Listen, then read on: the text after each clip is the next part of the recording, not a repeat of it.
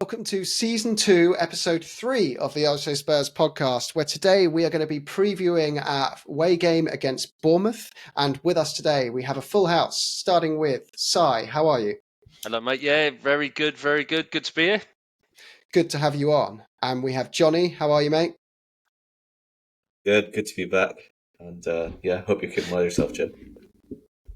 Cheers. All good this side. Thanks, mate. And we have Stu. Evening all. Good to see you all. It's good to see you too. And we have Deej. How are you, mate? Doing great. Good. So we've got a bit of a packed agenda today to squeeze into half an hour or so. So let's start off with the obvious. Bournemouth away, just around the corner on Saturday. I'll start with you, Sai. What are your expectations of the game, and how do you expect Bournemouth to line up? Well, I think from what I've seen and what I've read about this new manager that they've got, he's pretty much an out-and-out, front-footed, attacking philosophy manager, which I think will suit us down to the ground. It's not. I don't think it's going to be the typical Bournemouth low block trying to hit you on the break type affair.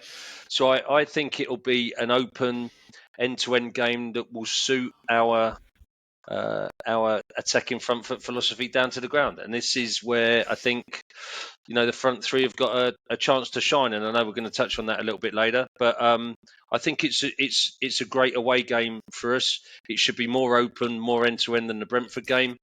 And I think there'll be opportunities. I think if there's a game that comes at the right time for these front three, it's now. Yeah. And Johnny, what about you?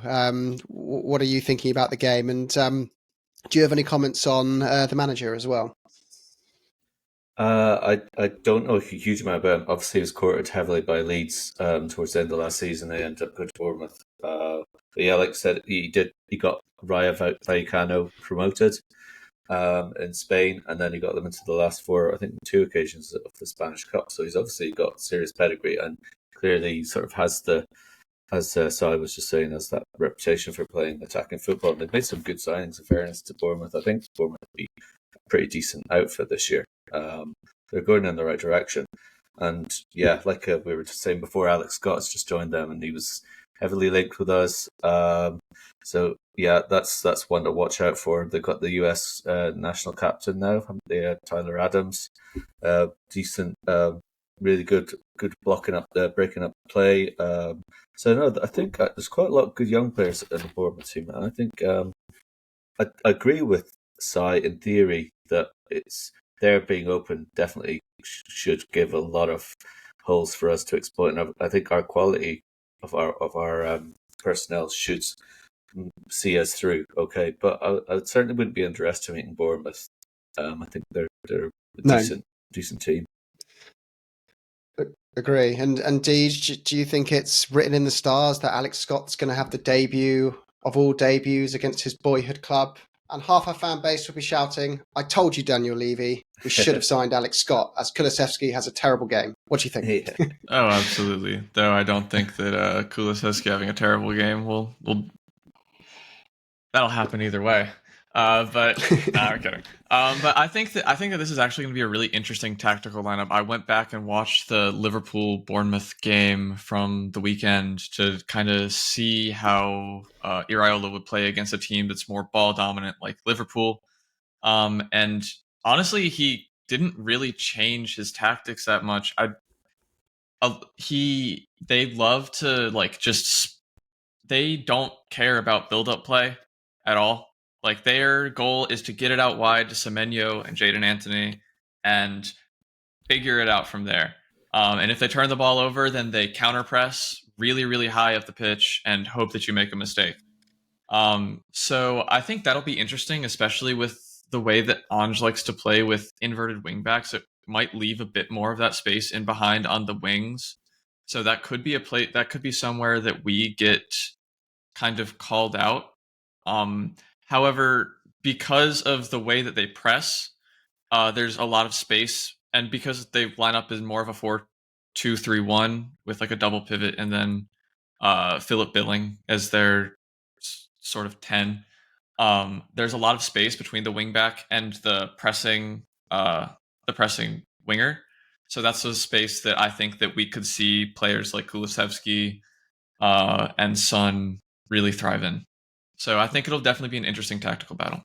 Yeah, I think we're going to touch on that a bit as the next topic is this the perfect opportunity for our front three to show that they are a lot better than the first two performances have dictated in tough games for them in this system. But Stu, first, I want to go to you. Did you have any comments to add on the Bournemouth manager and Alex Scott, or in general, how you expect them to play against us this weekend? Yeah, I mean, I think the boys have covered most of it. I think it'll be an attractive game. I think also, considering Brentford was so well organised at the back with leaving out any space, Man United obviously is always a tough challenge. I think it's the first game where I think we'll be able to kind of stretch our legs a little bit in the opposing side.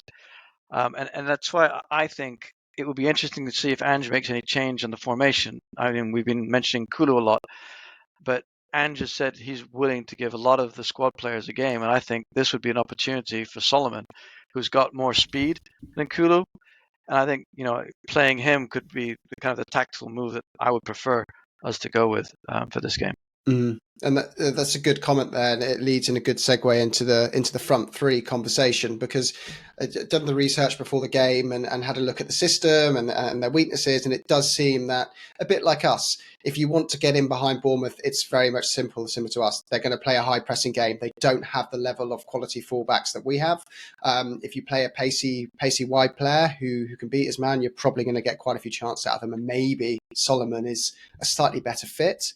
But I'll get all of your opinion on that. So you've already said, Stu, you expect it might be Richarlison, Solomon and Son. Sai, what about you? Do you think there'll be any changes to the team? I know you mentioned Lo Celso earlier on to me. So I think it depends on. I think Maddison's out, right? So I think there's no doubt about that. I don't think the results of his scan have come back yet. There's certainly been no announcement. Be really, really surprised if we see him at the weekend. He might be back for the following weekend, but I don't think we'll see him this weekend. So that provides a bit of a conundrum for Ange about how much does he want to change in terms of how much is choice and how much is forced upon him. I thought Solomon, he was only on for a few minutes against Man United, but I think he looked lively when he came on. He looked really up for it. There was a little exchange down the right wing when he came on, so he looks a bit skillful and he's got a bit of pace about him. So I think you could maybe see him as a straight swap for Kulu on the right to give him a run. And I think GLC will come into that number 10. I don't think that he would drop Kulu into number 10 and put Solomon out on the right I think that's too big a change, given that Kulusevski hasn't really played that number 10 for us so far. So I think you might see a straight swap on the wing. And I think GLC will come in at number 10 for Maddison. And that's why you've got two players in every position, right? Or should have two players in every position for exactly this type of scenario. And let's not forget, right? Lo Celso's a player that was rightly, well, without his injury problems, would have been a part of that Argentinian World Cup winning squad. He's no slouch. So, and listen, Bissouma looked a shadow of himself under Conte. GLC didn't look great under Conte. Could this be the release of the system that makes him shine? And we see the Gio that was there for some of those games in lockdown, where he was sometimes our best player in those lockdown games. Yeah, agree. And Johnny, I'll pass over to you just to add context to the Maddison injury. So the latest that we know is that from the point of injury, the scan showed some mild bruising and a slight strain, which typically takes about 10 days to recover from. But he was going in for a second scan for more conclusive results once the swelling had dropped down. Now, the club haven't announced those results. Some people are saying that's because they want to keep it under wraps because it's maybe slightly worse than they expected, but that's all purely conjecture. So we simply don't know. But Johnny, what about you and that front three? Do you see any change? Well, front four, I should say, and the playmaker. How do you see us lining up versus Man United? Yeah, I mean, I think Sai's right. I don't think that there's the obvious switches to put in Lo Celso, because it's pretty much like for like, really. Unfortunately, Tanguy is just not going to be. Unfortunately, would have been nice in a perfect world to have him as an option, but that's just not going to happen. So there really isn't any other, unless you're changing the tactics, which I don't think is going to happen with this opposition. I suppose the only, like, Solomon is the other possibility to put wide, and then either take out Kulusevski, as with some people talk about putting Kulusevski into the Madison position as another alternative, and then maybe putting Solomon in on the right. The other thing, which is, I don't think it's going to affect the starting lineup, but just because in the 2 games we've had, there have been so many strong performances, including players who we kind of thought were potentially heading for the exit. Lo Celso being one of those, of course, is Perisic. Whenever he's come on, he's done really, really well. And I think, obviously, playing further forward, we've seen a far better output from him. Again, I don't see him starting because I don't see, obviously, that's Sonny's favoured position. I really don't think he's going to drop Richie, because Richie does need that run of games before we can all properly get on his back. And I really, really hope that this is a game when Richarlison finally hits the back of the net. And I kind of hope and think it will be. And maybe then he can get running. So I don't think there'll be any change. But then look what he did against United. I think with Ange, that's the beautiful thing, isn't it? Like, he's not scared of making changes, and he could surprise all of us with something completely different. And whatever he says, I'll be delighted with it. No one had their money on Royale being dropped and Porro coming into the side last week, did they? So you've got to be open for those things.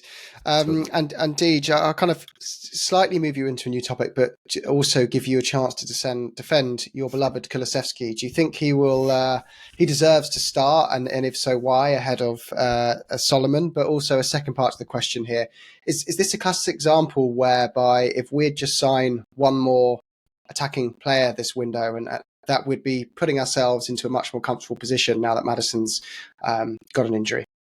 I think we would have been in a much more uncomfortable position if we did not have Lo Celso. I think that as we are, I'm kind of comfortable. I'm comfortable where we are. I do think we can improve, and thus I do think we should sign one more attacking option, whether that be Brennan Johnson or Gift Orban or whoever we go for. I do think that level of depth might be necessary. I think that this is a good game for Kulusevski, mostly because he'll be lining up across the field from Kirketch, who is their new left back, who is very gifted as an attacking player, but isn't the most defensively sound, and that was kind of seen in the Liverpool game. Also, he's prone to a couple concentration lapses, which I think that a player like Kulusevski can certainly exploit. And I also think that because of the way that Bournemouth press, you could kind of see it in the Liverpool game. They're not up to the level of fitness that you need to be at to press the way that they do for all 90 minutes. And I think that a player like Solomon would be more able to exploit that if he was brought on in the 60th or 70th than a player like Kulusevski. Because you saw the way that Solomon toyed with United when he came on. And I think that Bournemouth will be the same level of tired, if not more so, by the time that he would be brought on. So, yeah, and to be fair, you can actually see the benefits of our recruitment on the flip side, that we actually have these squad options again. And it's easy to overlook that Brian Hill's coming back as well, who on paper you'd think actually may not be perfect for Ange's system, but he'd certainly be a good option to bring off the bench and a player that could improve dramatically under his coaching.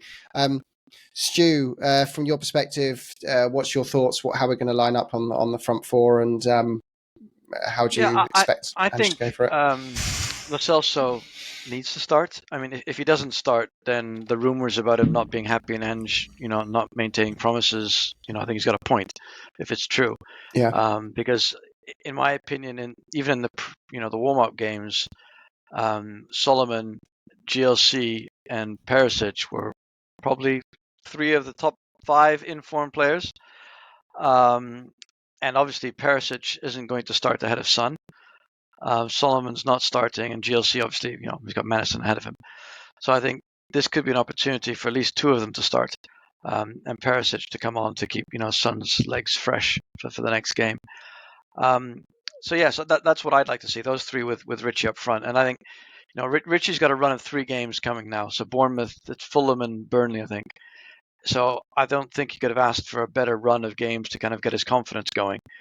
if he can get one or two, I think the burden will be off his shoulders, and I think he might start knocking a few more in, because he came out even the other day saying how well he's doing in training, and he's feeling the pressure of following Harry Kane, etc. So I think it's a mental thing as much as anything.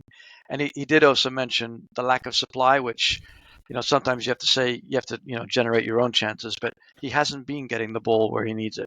So I think it's a combination of two or three things that hopefully with these run of games will click into gear.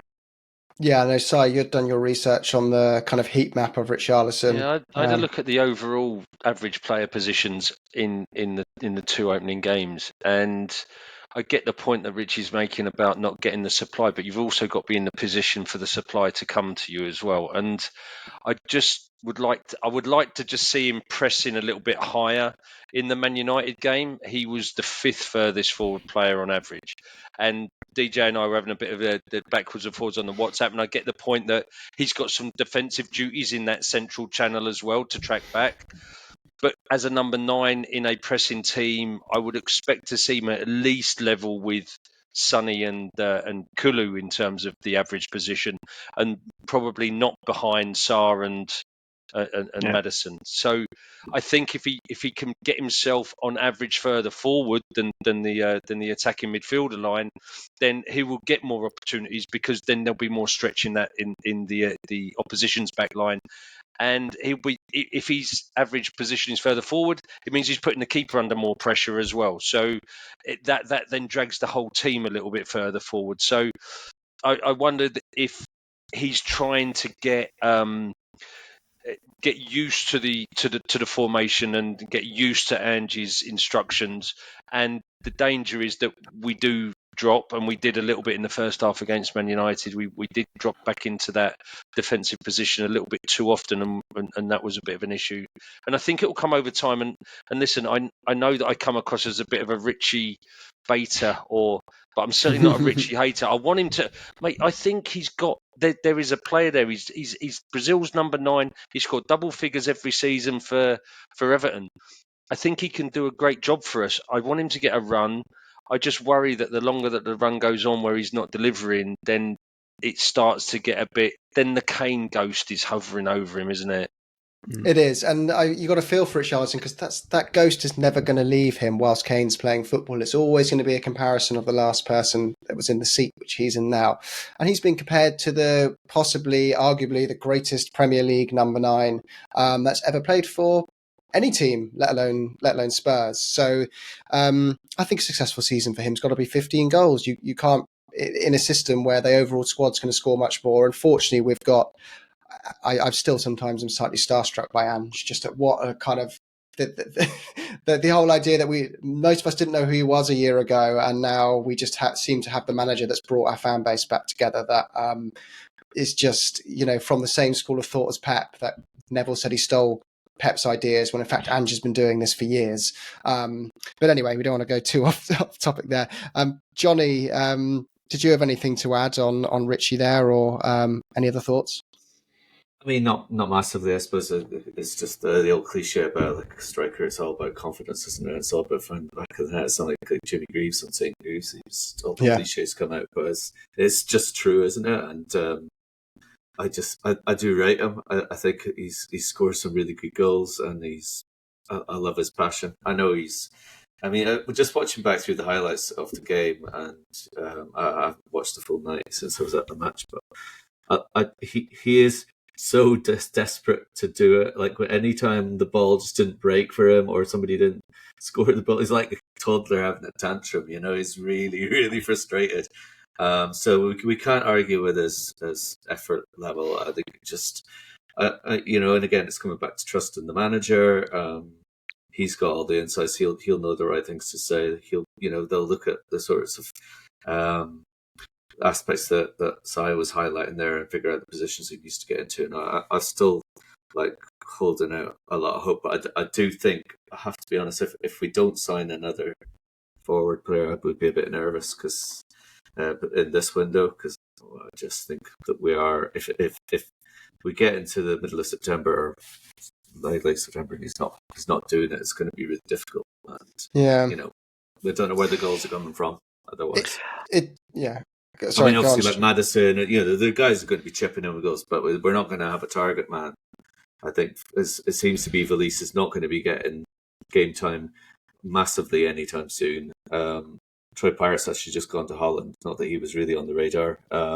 Dane Scarlett obviously came off the bench and scored against Shakhtar, so hopefully he might come in and play a bit of a role. But it's like too much to be expecting him to be, our main forward. So, well, Stu, you kind of feel that maybe that Richarlison might be coming deep out of frustration, right? Because he's not getting the service he needs. So. Yeah, I think that could be one of the reasons for the heat map, because he isn't getting the ball in the penalty area, or he's not getting the space, or people aren't reading his runs, which again comes with time, because we mentioned on the previous pod that in friendlies he was playing with Perisic and Solomon, and he wasn't playing with the forward that he's playing with now. True. So they need to get on the same wavelength.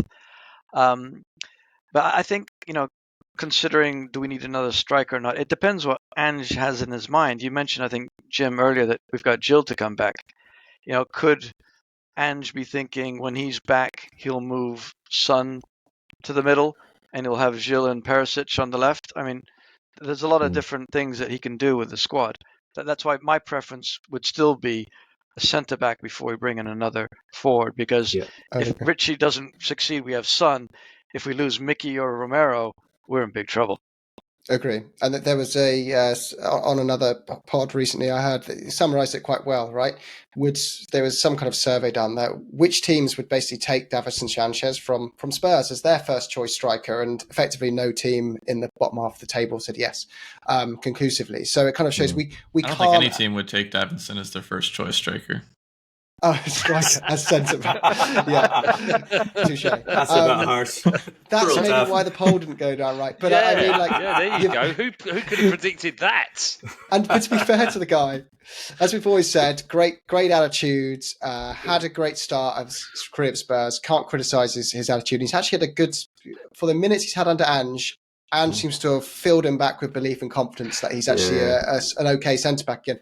Yeah. But I get this point where I think all fans think the same. You always think you're 2 players away from having the complete squad. And I just feel we're that backup centre-back and one more forward player, and this squad could do something really, really special and just surprise everyone in such a beautiful way, because the media have been desperate for this random Australian man, Ange Postecoglu, to be a complete flop, and little old Tottenham not knowing where to go without the 30 goals from Harry Kane. If we're better with Ange Postecoglu and no Harry Kane, I want to see Gary Neville and Roy Keane eating the humblest and hottest of humble pies.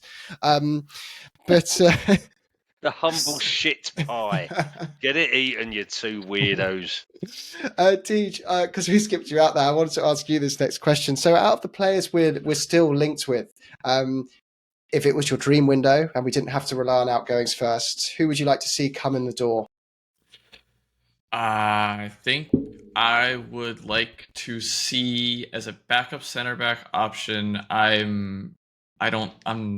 I would like, I think, Tosin, just because I'm a little bit worried about homegrown players. I don't like having to register like 4 goalkeepers. It's kind of annoying. So I think that I'd like Tosin, but I mean, really, any of the options we're linked with are good. I'm not particularly impressed with Brennan Johnson, though that could be because I watched him miss a sitter against Arsenal, which kind of put a bad taste in my mouth when thinking about him. But I mean, he plays in a relatively poor Forest side, and I don't know. He's quick, so I mean, I suppose that would work well in Ange's system. But I think if I were going for an attacking option, I would go for a less expensive punt, because I feel like even though Brennan Johnson is Premier League proven, he's Premier League proven in a poor side, which is, I feel like, a different level. It's still not proven to be at a club like Tottenham. So I feel like if we're going to take a punt, I would like to take a punt on Gift Orban, although he is also obviously a punt who... Yeah, but honestly, he looks so good on YouTube. He looks like Jermaine Defoe and Haaland mixed into one on YouTube, so he must be. Oh yeah, Incredible. he looks good in the couple of European matches I caught him in, but I cannot claim to say that I watched him in his domestic league.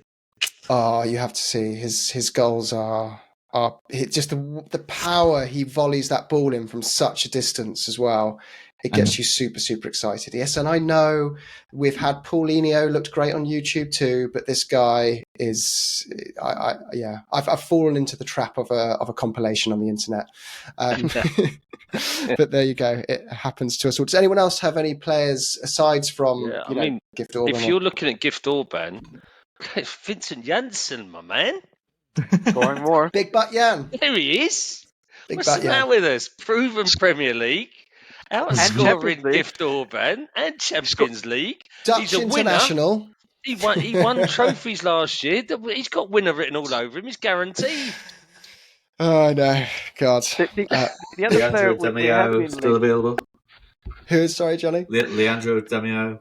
Oh God, yeah, he's still kicking about. He's 46 now, but The he's finally perennial. available. Yeah. Oh, who was the left winger as well? We used to always go in for. He played for Villa. No, the one who played for Villa, English left winger. Stuart Downing. We were in for him for about 10 years, weren't we? Middlesbrough, That was the Hulk for about 3 seasons as well. And the Hulk, yeah, he was another great YouTube player. He would be class. He would have been. I saw we were still recently linked with Jonathan David again. Yeah. Did see that. I mean, I've caught a bit of him because, CONCACAF, so I have to at least pretend to be interested about soccer this side of the Atlantic.